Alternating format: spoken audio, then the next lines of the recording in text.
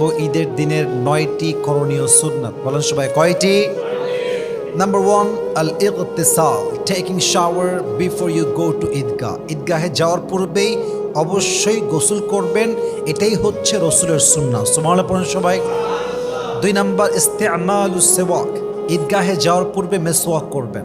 অনেকে ব্রাশ করেন, ব্রাশ করাটা ভুল নয়, তবে এটা সুন্নত নয়।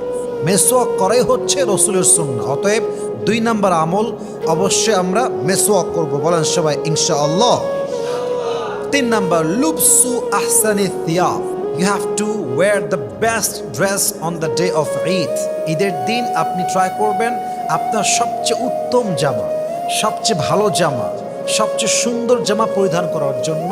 নতুন পড়তে হবে, ইটস নট কম্পালসারি, এটা বাধ্যতামূলক নয়, বরং যেই জামাগুলো আছে তার মাঝে সবচেয়ে সুন্দর জামা পরে ঈদগাহে যাবেন। রাজি আছেন তো ইনশাআল্লাহ?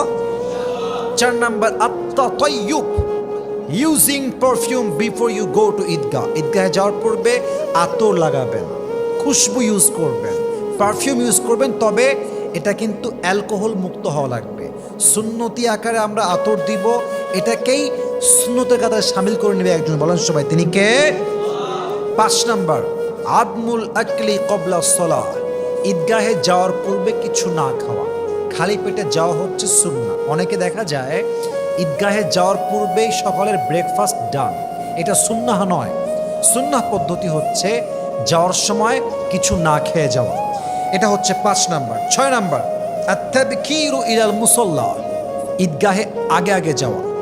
অনেকে দেখবেন সবার পরে যায় এবং ঠাস করে বের হয়ে চলে আসে, ইটস নট সুন্নাহ, এটা সুন্নতের কাতারে শামিল হবে না। আপনি খেয়াল রাখবেন, আগেই উঠে ফজর নামাজ পড়বেন, আমল করবেন, গোসল করবেন, মেসওয়াক করবেন এবং খেয়াল রাখবেন সবার আগে যাওয়ার জন্য একদম আগে আগে যাবেন। এটাই হচ্ছে ঈদের দিনের একটা বিশেষ সুন্নাহ। সুবহানাল্লাহ পড়েন সবাই। এবার আসুন আমরা 7 নম্বরে যাই। 7 নম্বর আমলটা হচ্ছে আল মাশয়ু ইলাল মুসাল্লা, ঈদগাহে যাওয়ার সময় সাইকেলে না যাওয়া, বাইকে না যাওয়া, অটোতে না যাওয়া, বরং হেঁটে যাওয়াই হচ্ছে একটা সুন্নতের আমল। 8 নম্বর, আত-তাকবীরাতু বিসাউতিন মুতাওয়াসসিতাহ, মাথায় রাখবেন আত-তাকবীরাতু বিসাউতিন মুতাওয়াসসিত, অর্থাৎ তাকবীর পাঠ করবেন যাওয়ার সময়, কিন্তু তাকবীরটা খুব জোরেও হবে না, খুব আস্তেও হবে না, একদম মাঝারি গঠনের তাকবীর দিবেন। সবাই বলেন ইনশাআল্লাহ।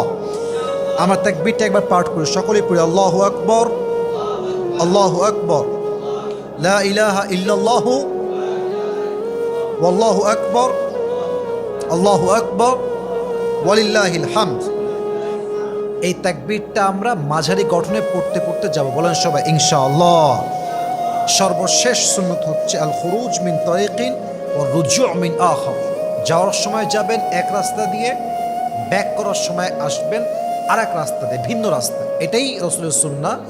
রসুল করিম সাল্লাল্লাহু আলাইহি ওয়াসাল্লাম উনি যেতেন এক রাস্তা দিয়ে, ব্যাক করতেন ভিন্ন রাস্তা দিয়ে। অতএব এই 9টা আমল আমরা জানলাম। আল্লাহ আমাদের সবাইকে এই 9টা আমল করার তৌফিক দান করুক। পড়েন সবাই আমিন।